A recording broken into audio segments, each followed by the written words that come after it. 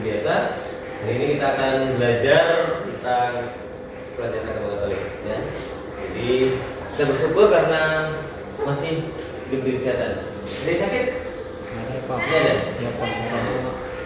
Nah, jadi hari ini semua hadir ya. Semua hadir.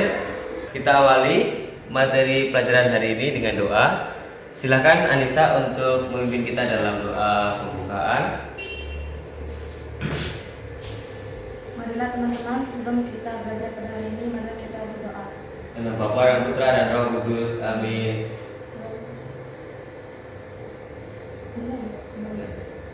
Tuhan, hari ini kami belajar tentang Amin. Dalam nama Bapa dan Putra dan Roh Kudus. Amin. Terima kasih Anissa sudah memimpin kita dalam doa.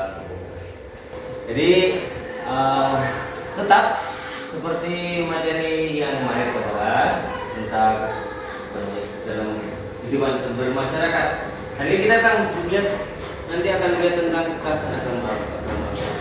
Kalau kemarin kita belajar tentang dialog antar umat beragama dan itu sudah dikerjakan. Nah, sekarang kita mau melihat kekerasan setiap agama-agama itu.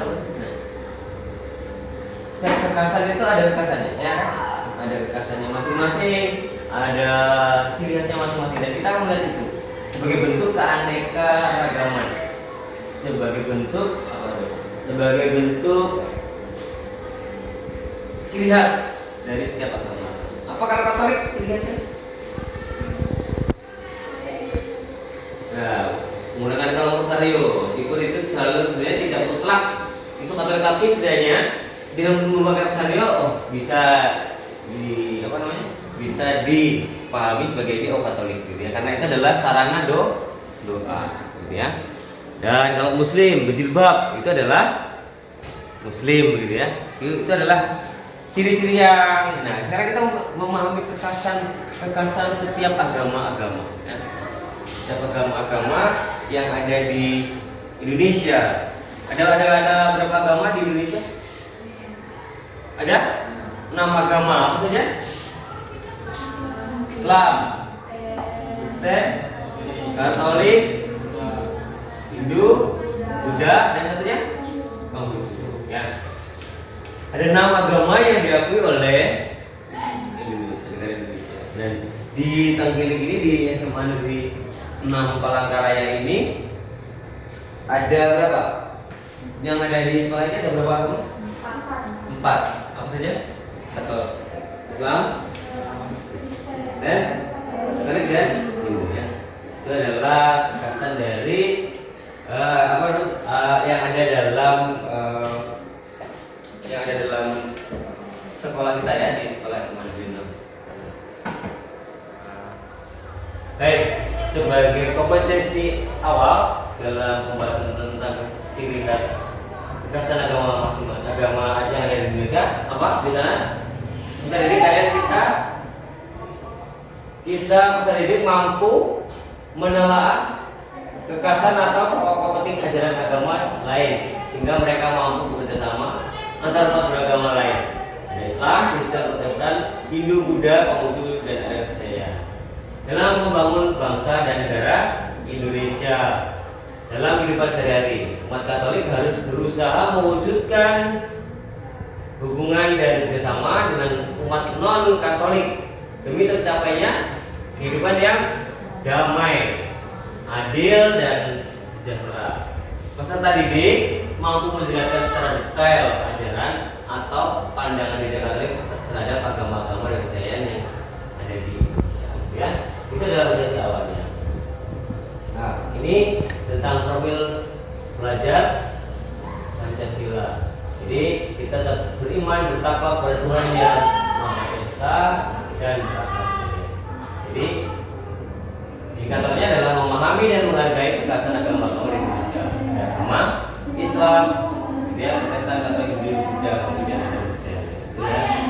Dan kita menggunakan kurikulum berbeda. Lalu tujuan pelajaran kita hari ini adalah peserta didik mampu menelaah makna keberagaman dalam masyarakat sebagai anugerah Allah ya. Lalu kriteria,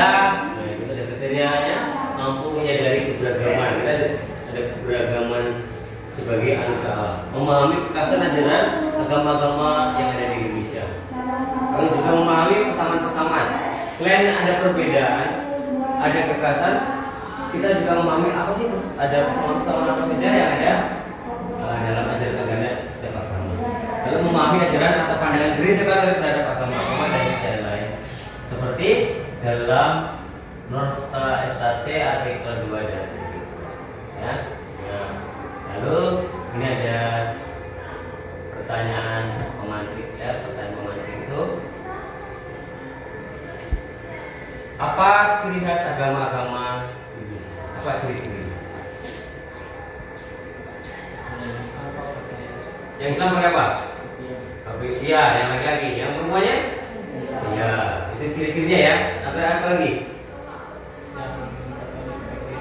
Ya, Katolik pakai psaleo itu menjadi ciri-ciri. Ada banyak hal ya. Kalau di Bali itu biasanya ada orang Hindu gitu ya. Lalu mengapa semua umat beragama perlu hidup berdampingan?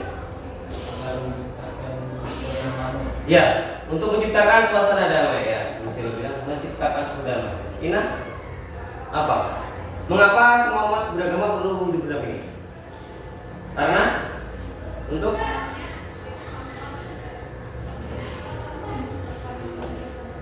ya, menciptakan kerukunan, menciptakan suasana damai, gitu ya. Ya. Baik. Nah, di sini nanti ada video pembelajaran. Nah, videonya kita akan melihat tentang pidato Romo Magnis, ya. Saling menghormati dalam kekasan agama-agama masing-masing. Kita akan melihat pidatonya. Rahmat bagi semua. Kalau semua orang entah beragama atau tidak beragama merasa aman, merasa didukung, merasa disemangati kalau ketemu dengan orang-orang beragama, daripada kita menjadi takut atau kita menjadi tertekan atau sebagainya. Dari Karen Armstrong ya, saya belajar bahwa kita pertama-tama perlu saling menghormati di dalam kekasan masing-masing. Tidak mungkin menerima orang lain kalau kita memaksakan pikiran kita, keyakinan kita kepada dia. Terimalah dia dalam keutuhannya, hormatilah haknya untuk hidup sesuai dengan keyakinannya, juga untuk beribadat sesuai dengan keyakinannya, juga kalau kita tidak sependapat, kalau kita berbeda pendapat, karena ada Tuhan di atas dan kepada Tuhan kita serahkan bagaimana akhirnya kita semua dinilai. Dear Karen Armstrong, thank you that you have come. Thank you for your work. For many, many years, you helped us to find our identity as religious people, make us humble, realizing how we fail in love and compassion. I also wish you, hopefully you can hear it, that you will be in good health and a long time. Ya, ini adalah video dari Romo Magnis ya, tentang bagaimana dia melihat tentang kekasan agama-agama Indonesia. Nah, sekarang kita mau melihat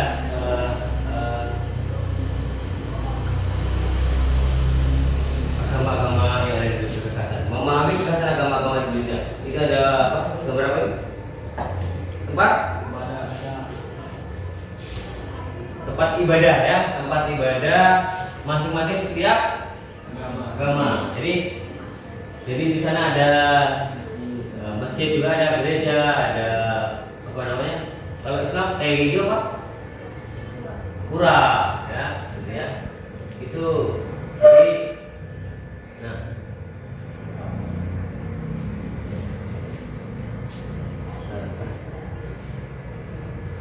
tujuannya bagaimana agama Indonesia dan kekasannya. Kata agama itu berasal dari berarti peraturan tradisional dan ajaran. Jadi kata agama seringkali diartikan sebagai kumpulan peraturan-peraturan atau ajaran. Ya. Kata lain untuk menyatakan konsep tersebut adalah religi. Kata religi berasal dari bahasa Latin religio, yang berakar dari kata kerja religi, dalam bahasa Latin yang berarti mengikat kembali. Maksudnya ikatan manusia dengan tenaga kudus yang gaib. Ya, itu kata agama. Sekarang kita mau lihat agama. Sekarang agama Islam, ya. Agama terbesar di Indonesia dan juga menjadi agama terbanyak pengikutnya di lingkup SMA Negeri 6 Palangkaraya. Agama Islam. Kata Islam itu berasal dari bahasa Arab aslama, yang yaitu bermaksud untuk menerima, menyerahkan atau tunduk, artinya ya. Lalu dari segi kata ini, Islam diturunkan dari akar kata yang sama dengan kata salam, yang berarti damai, ya salam gitu kan. Sedangkan kata Muslim sebutan bagi pemeluk agama Islam, berarti orang yang berserah kepada Allah, gitu ya. Kalau kamunya, lalu hal pokok dalam ajaran agama Islam ada asal mula agama Islam, gitu ya. Islam dari bahasa Arab itu menyerah diri kepada Allah, masuk dalam suasana damai, sejahtera dan hubungan serasi baik antar sesama manusia maupun manusia dengan Allah. Ya. Kata Muslim mengikuti bahwa agama Islam secara lengkap sebagai suatu sistem berasal dari Allah sendiri yang mewahyukan kepada Nabi Muhammad dengan perantara malaikat Jibril, ya, dengan Islam. Ya. Kita juga melihat bagaimana para Muslim merupakan sebuah kelompok yang berat, gitu ya. Lalu persekutuan Muslim disebut ummah atau umat, gitu ya. Ikatan berdasarkan agama yang disebut, yang sama ini disebut ukhuwah Islamiyah, yang berarti saudaraan Islam. Ini kalian sedikit memahami tentang ini. Lalu mereka juga yang dasarnya itu adalah syahadat, ya. Ada syahadat yang mereka ucapkan lalu sebagai pengakuan atau pengakuan menjadi Muslim, ya. Para pemeluk Islam umumnya digalakkan untuk mengenal 5 rukun Islam. Ada 5 pilar yang menyatakan Muslim sebagai sebuah komunitas. Kalau misalnya kalian pernah dengar ada 5 berdalam juga ada 5 rukun Islam, gitu ya. Itu adalah mereka mengikuti itu, melaksanakan 5 rukun Islam, ya. Isi dari itu pertama yang mengucapkan kalimat syahadat, lalu mendirikan sholat, lalu berpuasa, lalu ada zakat, lalu ada juga mereka menunaikan haji, lalu ada hukum Islam juga ada di sana. Jadi ada 5 hukum Islam wajib, ya. Lalu nah ini ada mereka pakai apa namanya hadis, ya. Nah, sekarang kita mau melihat ke agama berikutnya, yaitu adalah agama Hindu. Agama Hindu menjadi agama yang diakui oleh Indonesia, ya. Hindu, kata Hindu berakar dari kata bahasa Sanskerta Sindhu. Awalnya kata ini merujuk pada masyarakat yang hidup di wilayah Sungai Sindhu. Dalam agama Hindu, dewa bukanlah Tuhan tersendiri. Bagi mereka Tuhan itu Maha Esa dan tiada duanya. Itu mereka secara besar, ya, kita akan melihat agama Hindu ini. Lalu dalam salah satu ajaran filsafat Hindu, itu adalah apa itu? Advaita Vedanta. Ditegaskan bahwa hanya ada satu kekuatan dan menjadi sumber dari segala yang ada. Itu Brahma. Yang manifestasikan dirinya kepada manusia dalam bentuk beragam bentuk, ya. Itu tentang agama. Di dalam agama Hindu juga ada 5 keyakinan dan kepercayaan. Nah, yang disebut panca itu apa? Panca itu 5. Kalau Pancasila 5 sila, ya. Itu panca Srada, yang merupakan keyakinan dasar umat Hindu yang meliputi itu Widya Tatwa, lalu Atma Tatwa, gitu ya. Ada 5. Lalu semua ada 5. Lalu kita setelah Hindu kita akan melihat agama yang berikutnya adalah agama Buddha. Agama Buddha di Tenggiring ada? Ada, ya ada sebenarnya Tenggiring ada. Yang di kilometer 10 gitu ya, di Lenteng itu ya, di depan gereja Katolik itu ya, itu ada. Agama Buddha itu adalah tokoh historisnya adalah Buddha siapa? Misalnya apa? Buddha Siddhartha Gautama. Ialah anak raja, gitu ya. Jadi itu kalau kalian nanti mau melihat seperti agama itu ada di bukunya. Ya, bisa dipelajari atau bisa baca tentang garis besar dari agama itu. Gitu ya. Itu tentang agama Hindu, lalu ada jalan tengah merupakan kompromi antara kehidupan berfoya-foya yang selalu memuaskan hawa nafsu dan kehidupan bertapa yang terlalu menyiksa diri. Itu tentang agama Buddha, ya. Lalu juga inti ajaran agama Buddha itu adalah mengenai hidup manusia tercatur dalam catur arya satya, ya berarti 4 kasunyatan atau kebenaran mulia, itu ada 5. Ada 4 gitu ya. Catur itu ada 4. Kalau panca itu 5 gitu ya. Nah, ini juga marga satya, jalan untuk mencapai penyampan penderitaan sehingga dapat masuk ke dalam nirwana adalah 8 jalan utama. Nah, setiap agama punya usul gitu ya. Setiap ya, di nah sekarang kita mau melihat sekarang agama Kristen. Nah, ini orang sering kali sama saja Katolik dengan Kristen gitu ya. Padahal mempunyai kekasan masing-masing. Nah, sekarang kita mau lihat orang Kristen itu apa sih?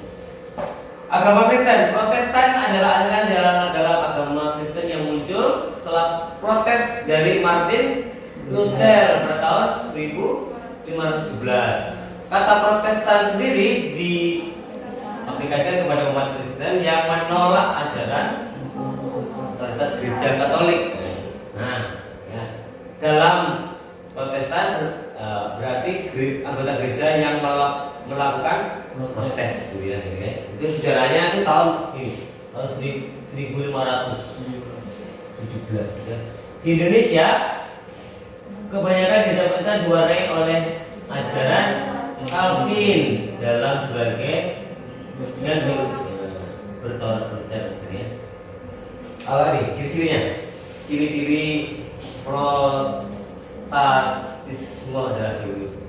Gereja diadakan oleh rahmat Tuhan, oleh pilihan sabda, sakramen dan anugerah. Ya. Lalu kitab sucinya adalah satu-satunya sumber ajaran. Nah ini ya. Kitab sucinya mereka ini nanti kalian membedakan mana yang Kristen dan mana yang Katolik. Biasanya ditentukan ada ini. Kaldeo Theokanika, ya. Kaldeo Theokanika itu biasanya itu milik yang Katolik. Tapi kalau yang Kristen tidak menggunakan Theokanika, ya. Dan oleh karena itu sola Scriptura diselamatkan karena kitab suci. Jadi itu yang adalah prinsip formal protestantisme. Alkitab menerangkan sendiri artinya kepada setiap orang yang membaca sehingga gereja tidak berwenang memberi tafsir kebenaran orang dari semula sampai selesai semata-mata rahmat ilahi.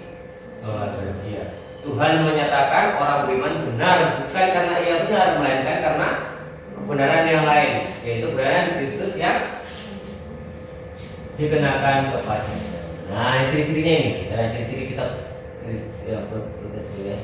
sabda ilahi adalah satu-satunya sarana rahmat dalam bentuk Alkitab, khotbah, sakramen dan sakramen tidak lain daripada sabda ilahi dan bentuk dalam bentuk yang kelihatan. Ya. Artinya yang dialami dan bukan hanya didengar. Oleh karena itu ibadah liturgi tidak begitu mendapatkan perhatian, gitu ya. Imamat umum semua orang beriman saja yang diakui sebagai pendeta dan orang awam hanya berbeda menurut fungsi saja tanpa perbedaan waris secara sosial. Ya itu. Nah, sekarang kita mau melihat sih sebenarnya persamaannya apa sih sebenarnya persamaan gereja Katolik dan apa persamaannya? Menurut kalian apa persamaannya? Sama-sama? Iya, salah satunya ya, sama Yesus sama. Mereka Yesus ada Yesus juga. Sama. Ya, kita melihat.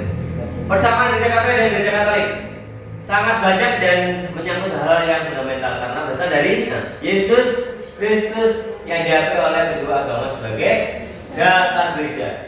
Jadi Kristen maupun Katolik itu mengakui Yesus lah yang memberikan gereja, dasarnya itu. Keduanya juga mengakui Allah yang sama, para nabi, kitab suci dan syahadat yang sama. Itu yang penting ya. Jadi kita melihat persamaannya dari itu. Nah, selain ada persamaan itu ada perbedaan. Biar kalian juga mengenai nah perbedaannya apa sih? Ini yang benar-benar karena biar kalian tahu kalian Kristen pembedanya Kristen, dengan sendiri nggak tahu. Nah, ini perbedaannya. Yang Katolik itu tekanannya pada sakramen dan pada segi sakramen, tanda kelihatan atau tanda lihat. Ada berapa sakramen Katolik? Ada 7 sakramen ya. Lalu kultus yang mementingkan kurban ekaristi. Kalau yang tadi yang pertama tadi tekanan pada sabda.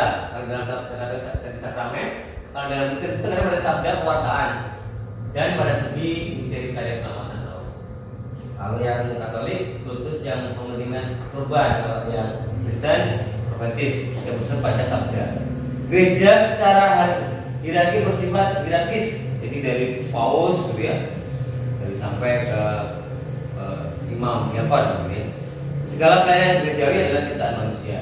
Kitab suci dibaca dan dipahami di bawah pimpinan hierarki. Kalau yang Kristen, setiap orang membaca dan mengartikan kitab suci ya. Dan jumlah kitab sucinya nih. Jumlah kitab suci agama Katolik itu ada berapa? 73, termasuk Deutero Kanonika, gitu kan ini ya. Di Kanonika yaitu 1-2 Makabe, Sirak, Bijaksanaan, Tobit dan Judit Baruk. Lalu kalau Kristen itu hanya ada 66, tidak termasuk Deutero Kanonika ini ya. Terus ada di Katolik ada 7 sakramen, di Kristen itu ada 2 sakramen. Baptis tidak semua. Kalau di Katolik itu ada devosi kepada orang kudus, kalau Kristen tidak menerima devosi kepada para itu yang menjadi ya. Nah sekarang kita melihat agama Konghucu. Nah ini agak susah nih Konghucu karena memang dia tidak ada ya. Ini agama baru di Indonesia. Agama Konghucu itu agama ini mengambil nama dari sang Nabi Konghucu ya. Tahun berapa itu? Dia lahirnya tahun 27 bulan 8 tahun 551 SM. Dia dari Lu gitu. Ya. Intisari ajaran Konghucu adalah itu ada 8 pengakuan iman yaitu sepenuh iman kepada Tuhan yang Maha Esa, sepenuh iman menjunjung kebijaksanaan, sepenuh iman menegakkan firman dan seterusnya itu. Itu tentang agama Konghucu. Kita bisa lihat di sini gitu ya. Dulu. Nah, lalu kita lihat yang ini agama asli gitu ya. Ada agama asli. Mungkin nenek moyangmu kalau tanya semua itu agama asli. Ya, di setiap suku biasanya ada agama-agama yang memang lahir asli. Nah, ya. Nah, sekarang untuk melihat itu, kita akan melihat kalian akan berdiskusikan itu dalam kelompok ya. Dalam kelompok nanti dibagi per kelompok. Jadi seperti biasa ada 5 pertanyaan yang harus kalian jawab secara berkelompok.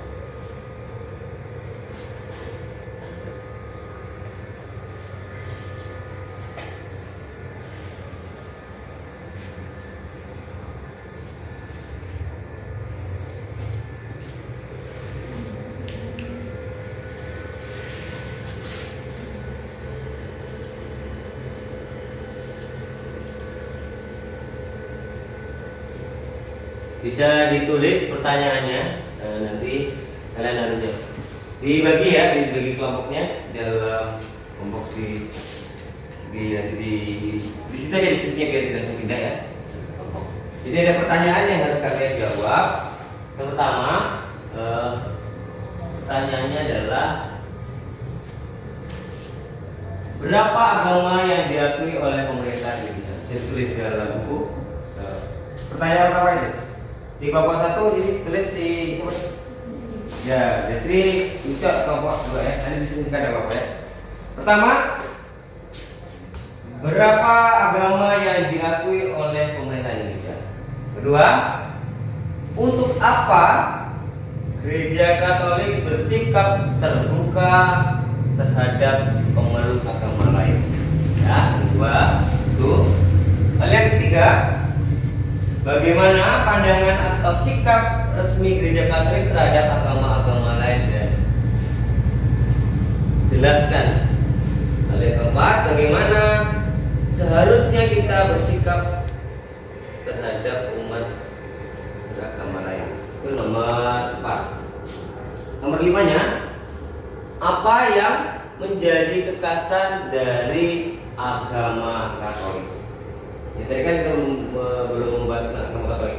Kekasannya apa? Karena kalian Katolik, jadi apa sih? Nah, biasanya diskusikan itu dalam kelompok.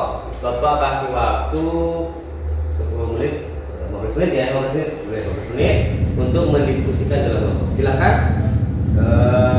Dari sini kelompok 1, di kelompok 2, Istri, Ina dan Darisa kelompok 1, Ucok dan Marcelo kelompok 1. Ya, silakan.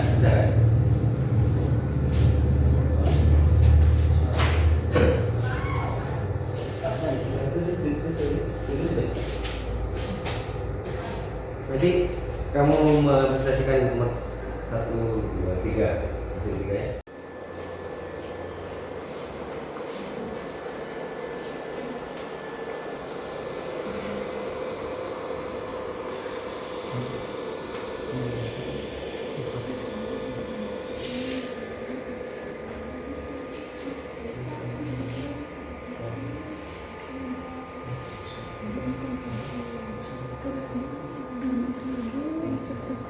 Corak yang berbeda-beda, mulai dari kitab tersuci, tempat ibadah, hari besar hingga budaya.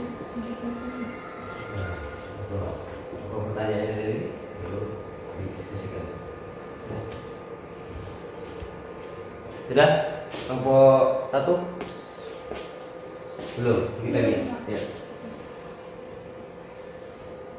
Tentang dari kekasan ya, didiskusikan lalu di apa yang khususnya yang nomor 5 dari apa kekasan Katolik gitu ya. Jadi kalian harus melihat itu sebagai bentuk tahu dong kekasannya apa gitu ya.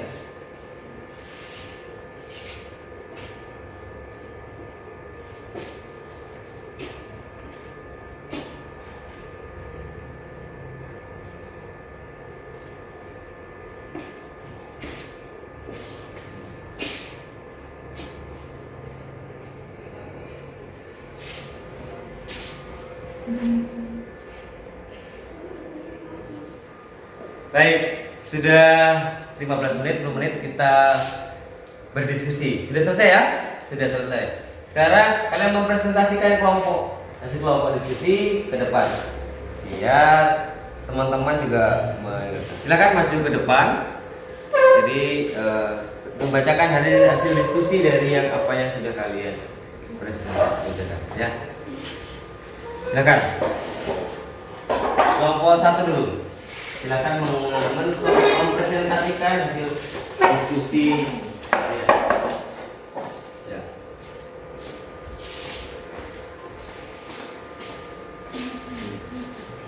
Kami dari kelompok 1 ingin mempresentasikan hasil dari diskusi kami. Ya. Yang pertama, agama di Indonesia yang diakui terdiri dari 6, yakni Islam, Kristen, Katolik, Hindu, Buddha, dan Konghucu. Keberadaan 6 agama tersebut menciptakan corak yang berbeda-beda, mulai dari kitab suci, tempat ibadah, hari besar, hingga budaya. 2. Untuk apa Gereja Katolik bersikap terbuka terhadap pemeluk agama lain. Gereja yang terbuka adalah gereja yang terpanggil untuk mempertemukan atau mempersatukan juga merangkul orang-orang yang percaya kepada Tuhan dengan mendengarkan cinta kasih dan kesejahteraan bagi semua orang yang berada dalam lingkup gereja itu dan juga bagi mereka yang belum percaya. 3. Bagaimana pandangan atau sikap resmi Gereja Katolik terhadap agama-agama lain? Jelaskan. Gereja Katolik sejak awal telah berusaha untuk mengulangkan sikap toleransi dengan umat beragama lain. Hal ini nampak secara nyata. Norsata Aestata, sebuah dokumen gereja yang dikeluarkan oleh konsul yang berbicara khusus tentang hubungan gereja dengan agama-agama lain. Sekian dari presentasi kami. Terima kasih. Terima kasih kelompok 1. Kita kasih tepuk tangan dulu untuk kelompok. Baik. Sekarang kelompok 2. Silakan mempresentasikan hasil diskusi dari pertanyaan 5 pertanyaan tadi ya yang sudah dibahas dalam kelompok. Silakan kelompok 2.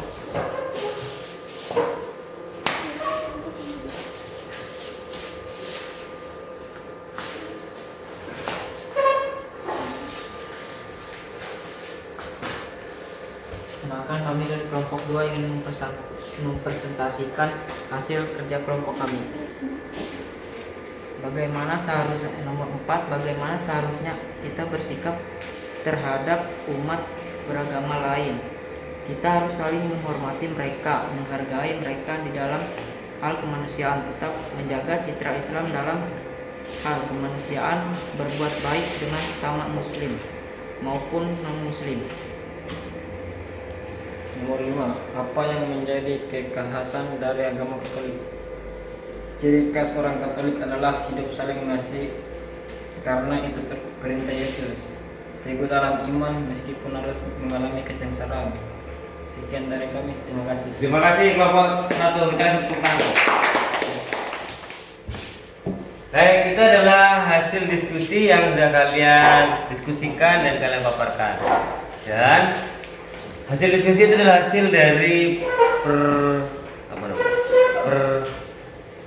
menungan kelompok ya, dan sudah diselesaikan, dan Bapak bisa menyimpulkan bahwa kalian sudah memahami betul, termasuk materi-materi yang diberikan pada kalian. Baik, sebagai penutup dari pembelajaran ini ada pertanyaan yang apakah ada kesulitan dalam pelajaran tentang agama ini, kekhasan ini? Tidak ada.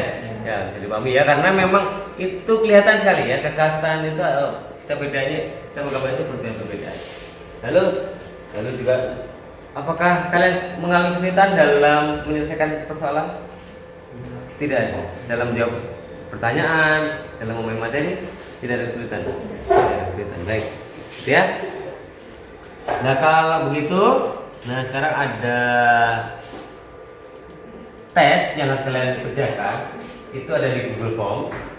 Itu kalian bisa kerjakan, yang Bapak ada kirim linknya di grup ya, grup ya, dan diisi, dijawab sendiri-sendiri, tidak harus berdiskusi ya. Kita mau melihat sejauh mana kalian memahami materi ini dalam penguasaan materi kalian. Jadi dari sini mau melihat, oh ternyata si Ucok ini belum memahami atau Destri belum memahami. Jadi terlihat dari nanti coba ya. Baik, nanti dikerjakan, ada soal-soal di situ pilihan ganda, tinggal dipilih, lalu kalau udah diklik, di save, lalu dikirim ya. Itu. Nah, sekarang kita tutup materi pelajaran hari ini dengan doa penutup. Sebelum berdoa penutup, Bapak mengucapkan terima kasih karena kalian sudah bersemangat dalam mengikuti pelajaran agama. Kita bertemu sampai minggu depan. Kita tutup pelajaran hari ini dengan doa. Silakan saya minta Marcel untuk pimpin kita dalam doa penutup. Silakan maju ke depan dan pimpin kita dalam doa.